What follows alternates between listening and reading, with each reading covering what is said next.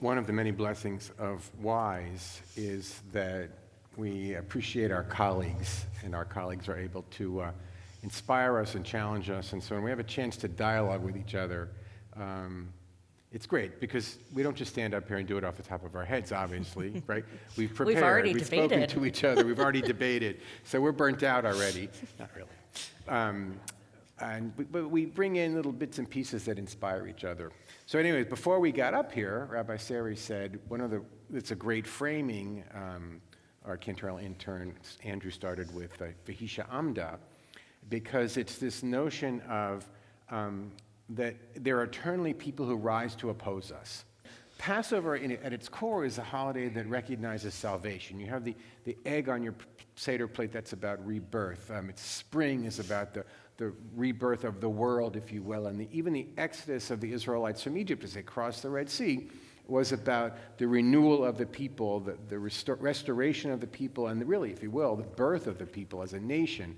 So these notions of redemption and of salvation are wrapped into Passover. In fact, that's why you open the door to Elijah, because that story of redemption, that's the Passover story, for the rabbis was a vision of redemption that's going to come in the world to come.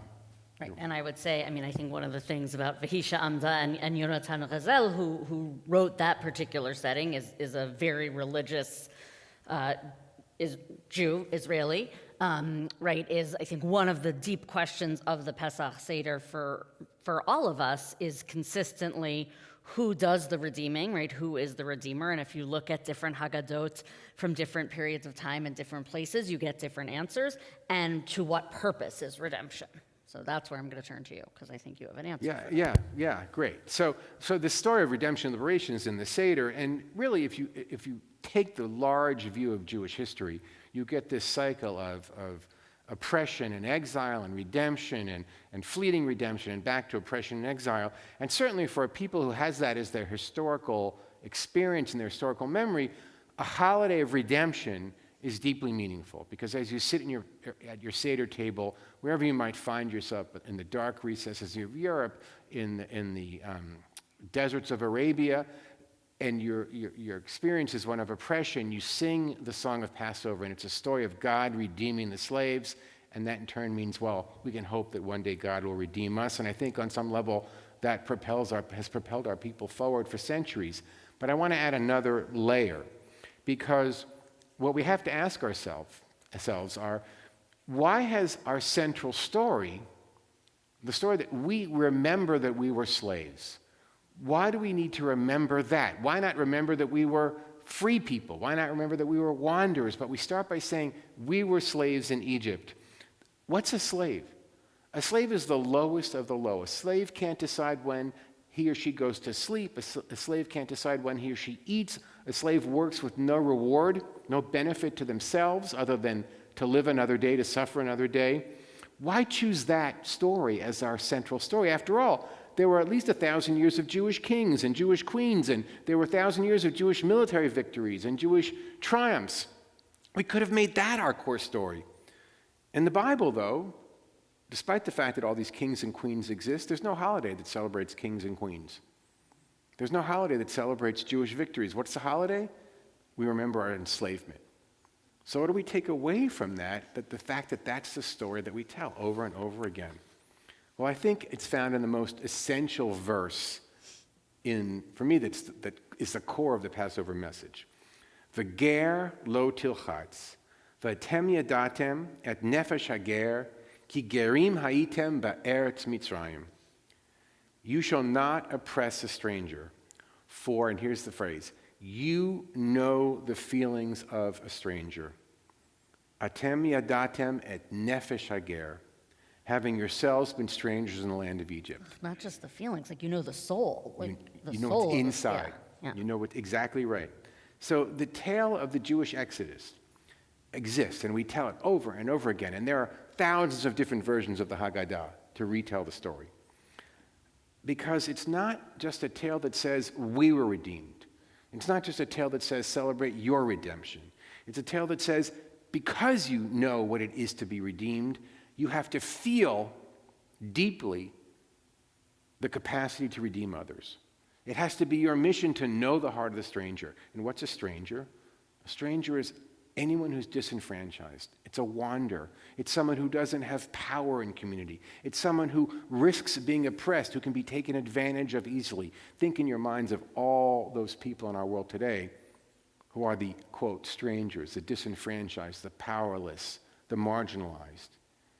And the Jewish tradition, the Torah says, celebrate Passover so that you'll remember the story, so you'll know the heart of the stranger. You'll feel it in your heart. So you want to say something?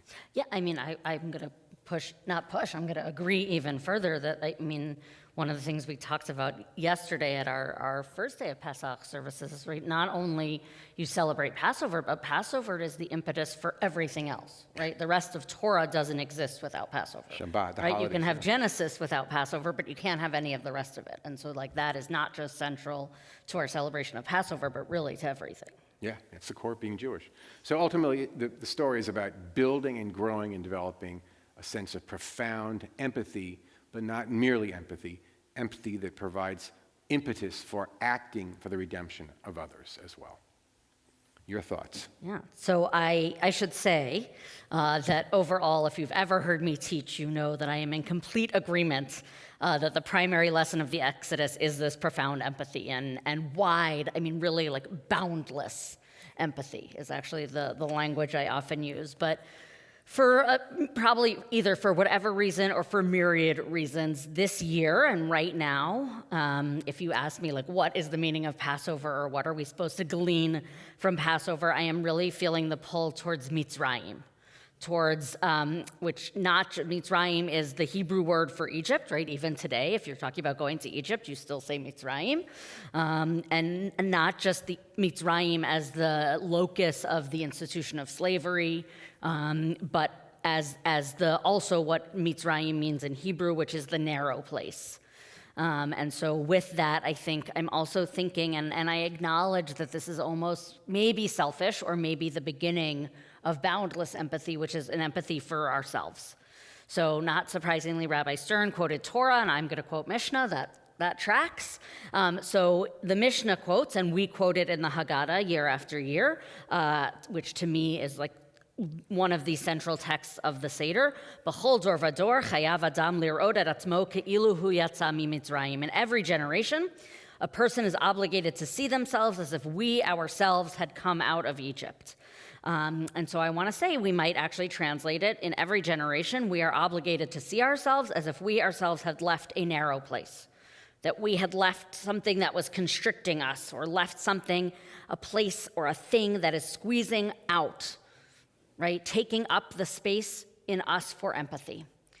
And so Rabbi Stern asked me fairly, like, what are those things? I hear people talk about the narrow places, but what is that? And so, like, I just want to name, like, maybe it is grief, right? Where you are constricted and can't get through it. Confined. Right? Or maybe it is anger. Maybe it is financial pressure. Maybe it is illness. Maybe it is aging. Maybe it is job insecurity, right? Like, there's so many narrow places that we can find ourselves in. Maybe it is loneliness. I could probably keep going. There's a lot of narrow places. So I sort of love the idea, I know I love the idea that we don't end Seder in the Promised Land, right? We end Seder by saying next year in Jerusalem. And so It's an unfinished story. Right, it's an unfinished story, and I love that for us. Right? It's not neatly wrapped up in a bow, because I think if it was, like, we'd have no reason to revisit the story or the Seder, and we'd have no reason to, like, revisit that impulse to empathy, right? We could just say, like, we left, we got there, we're done.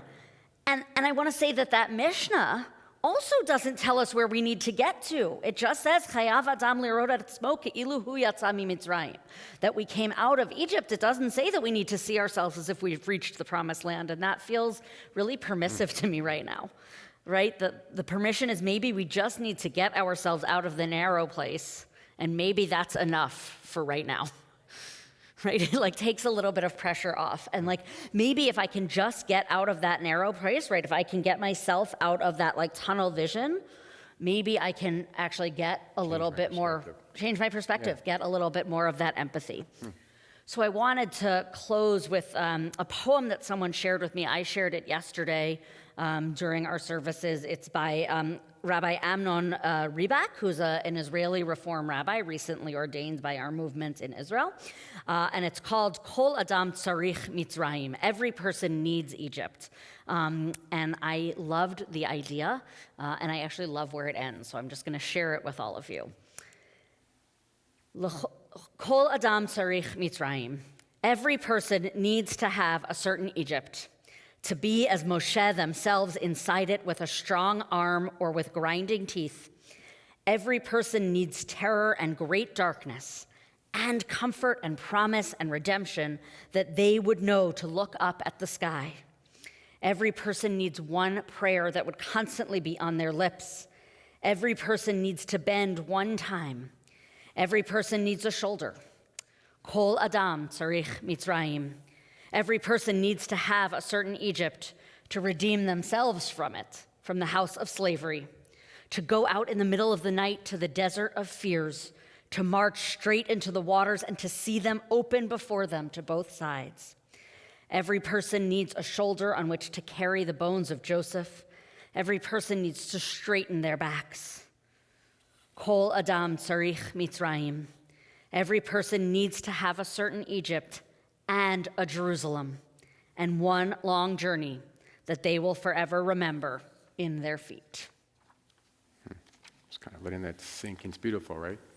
Yeah, just the note, you know, there's the pithy version of that is whatever doesn't kill you makes you stronger. I think on some level, right? And it's sort of about that. And the notion that that is Vahisha Amda. Literally, right? Like like it keeps happening. Yeah. And we keep showing up to tell the story over and over again. Sometimes the focus is on just getting out, whatever it is, getting over it, getting through it.